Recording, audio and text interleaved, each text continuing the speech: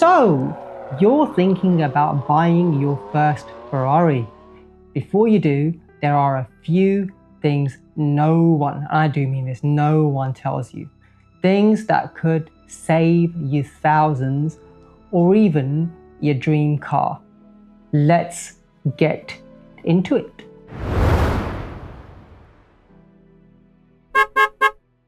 I'm Harinder, and on this channel I want to help people buy their first Ferrari with confidence. I've been there. If you've ever dreamed of hearing that engine roar in your own garage or even just outside your house, right? Hit subscribe. I've got your back, my friend. We've all had the hard conversations. Those ones with ourselves, our partners, our children, and let's face it, of course, anyone who'd listen to you long enough to say you're mad or a genius. Now the time for talking is over. How do you really pick the first one? It might be the only one, so you want it to be the one, right? You don't want to get this stuff wrong. You need to know, right? You need to know. From choosing the right model to understanding ownership, costs and maintenance, what this life really like as a Ferrari owner. What is it really like as a Ferrari owner? I might or might not be one. Oh, you kind of know, right? Okay, we'll get to that in a bit. Whether you're eyeing a V8 screamer, such as the Ferrari 355, the 360, the F430, 458 Italia, this beginner-friendly guide breaks down the must-knows before you spend your hard-earned money. Let's not forget the V12 bad boys either, the Testarossas, the 550s, 575s, F12s, 812s, okay, I know how you say it, right? So the one you want is somewhere. Modern classics though seem to be the flavor of the month. Infamous YouTubers such as Shmi, and you look at his channel, you can see he's gone for the 458 Speciale and he's looking for more. Tommy Otto is looking for modern classics or modern supercars under a certain budget that none of us have. Actually, no, some of us do have, I don't. I'm nowhere near that. Mark McCann also hunting modern classics. Everybody wants one. Matt Armstrong's rebuilding one, a 458, and it seems this is the place to be. And if you've been keeping your eye out, then you know what I've done. Yeah, but more on that in a later video. Yeah, later. So what do you do? It's really simple. Pick the right model for your lifestyle. Yeah, look at something that's maybe a beginner-friendly model for you. Like 360, the F430, possibly California, maybe even the 355. But maybe the 355 is not really a beginner model. We'll get into that in a bit. Newer isn't always better. Maintenance is the big thing here. Maintenance matters. Understand maintenance first and foremost. The real cost of ownership. That's what's really going to hurt you here. You can go and get a Ferrari from, I don't know, say 30 to 40,000 pounds. You look in Auto Trader, secondhand market, you pick Ferrari, sort it on cost from low to high. You start seeing the old cars really soon. And then your eyes will go down to things that aren't as old. They look kind of new, like the 612 Scaglietti, aka the 612 Ugly Betty.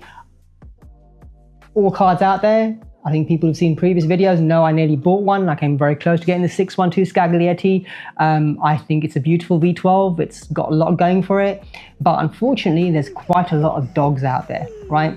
And I don't mean that badly on dogs. I just mean bad in the sense that it's a terrible car if it's wrong, with the sticky buttons, with window regulators not working correctly. Sometimes your window doesn't go up, doesn't go all the way down, doesn't go all the way up, doesn't go all the way down, doesn't go all the way up, you get the picture. Right? These are the kind of little things that will get there and bother you. If the AC doesn't work, you don't know how much that's going to cost you to repair. You just think, what the hell's going on here? And my own experience was one I test drove one where the dashboard was not working, and I just sat there and nearly cried because it looked so nice. But this is the thing with old, cheap Ferraris. They could look really nice, and then you get up close and personal with them, and you'll start convincing yourself that, yeah, I can do this. maybe you can't. Maybe you can't. You know, and that's not to put a down on anybody. Some people are really, really good at this kind of stuff. I'm just a normal Joe Blogs type person who sits there and goes, if there's a lot wrong with it to begin with, there's not going to be much right later on. Yeah, it could just be a litany of woes. So maybe, just maybe, hold fire on that, right? So just something to bear in mind. As I said, we were talking about things that, you know, you break down the yearly service. The V12 is harder than a V8. The insurance, depreciation, you know, owning the Ferrari isn't just the price, it's the lifestyle and the upkeep. And by all means, what do I mean by lifestyle and upkeep? I don't mean that you need to be like Don Johnson in Miami Vice or Magnum PI or an extremely rich playboy. You could be an extremely rich playboy. I'm not here to judge you. You could also be a very lovely lady buying a car. You know what? It's not about who or what gender or anything like that. It's more about only you truly knowing what you can get away with.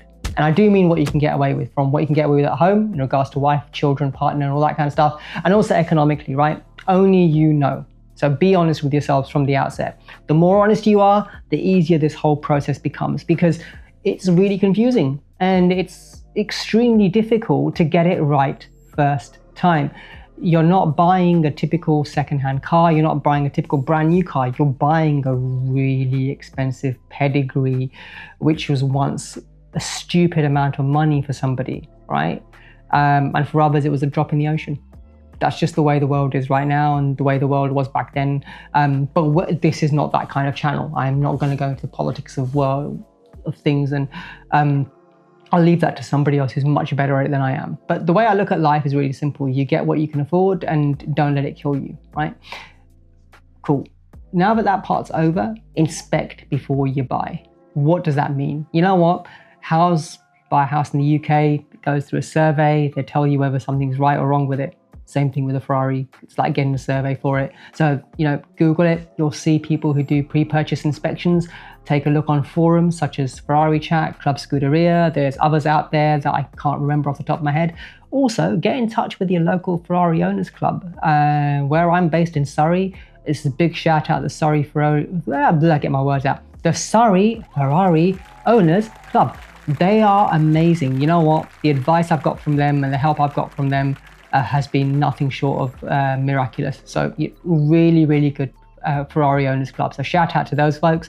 But find them. You know what? It's not difficult to find a Ferrari Owners Club. And once you find one local to you, ask the questions. You know what? Just ask the questions. What you've got to lose. You know, they're going to probably answer them. You may not hear what you want to hear, or you might hear exactly what you want to hear.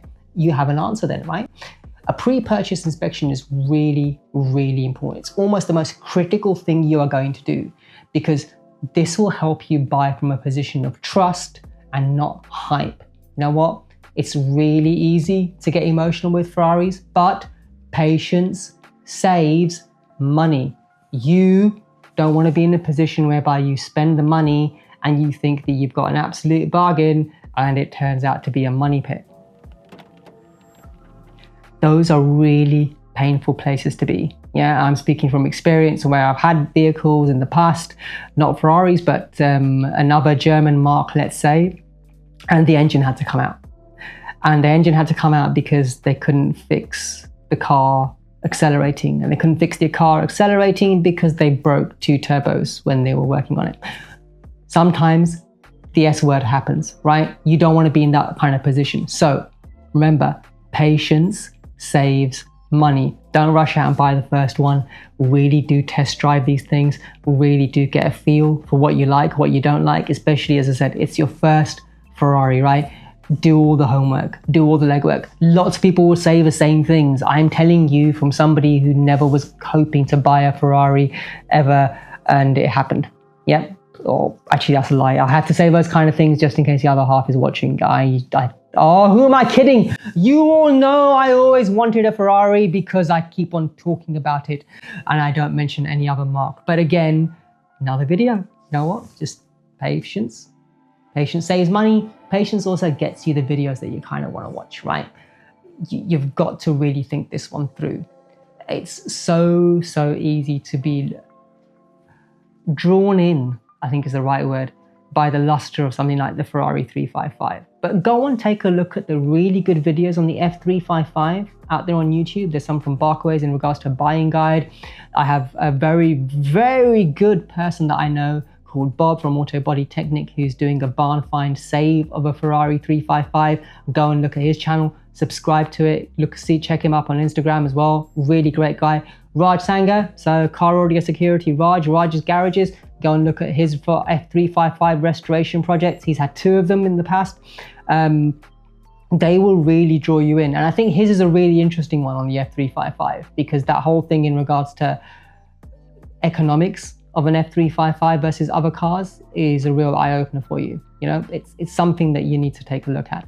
But there are other marks. There's a 360, the 430. You know, if you look at the second-hand market in those, there's a bargain somewhere to be found in regards to them. Great cars, beautiful sounding cars. When you get the exhaust right and you get everything else right, you could have something like that really easily. Also, I said some of the V12s. Now, the V8 versus V12 debate goes on. The V8 seem to be the ones that get all the love and attention. The V12 seem to be a little bit forgotten because you think that they're going to cost you a lot and they kind of depreciate more and all these kind of other things come out. However, I think you've got a real unappreciated, understated classic, modern classic in the V12s. So much so, I put my money where my mouth is on the V12 Ferrari modern classic. I've said it, I've done it. I do have a modern classic supercar V12. She can go over 200 miles per hour. She hits 0 to 60 in 4 seconds and things like that. She is a beautiful color inside and out. She is literally stunning. She's one, the last of a kind to come to the UK as well, and all will be revealed. I mentioned a few people in this video already. They are pivotal, and I do mean the word pivotal, to my reasoning and also helping me get one. If you're watching this, again, I'll say this out loud. Matt Armstrong, it's all your fault. Kidding. Well, am I? No, it's not. Matt Armstrong, this really is all your fault. From the beginning all the way to my very bitter end, I think this will always be your fault. There you go. But we'll get into that into another video. Takeaways for yourselves really in all this is, guys and girls, don't get overly committal straight away. Really do take a look at what you want to do here, right? Buying a Ferrari, it's a dream, but it's also a process. You've got to do your homework. You know, do your homework and the reward is unforgettable. Subscribe if you want more guides like this, and let me know in the comments and everywhere else, if you can get me on Instagram as Ferrari, same as the channel. What's your dream Ferrari? Which is the model that you really lusted after? What's the one that you really want to get more content on? What do you want more advice on? You know what? I'm a newbie to all of this, just like yourselves who are coming here. I did things for the first time. I'm still learning as well. Anyway, folks, I know there's not been as much content as I promised from when I started, simply because life and rain has got in the way. Driving a car in rain or filming in rain is not really great, right?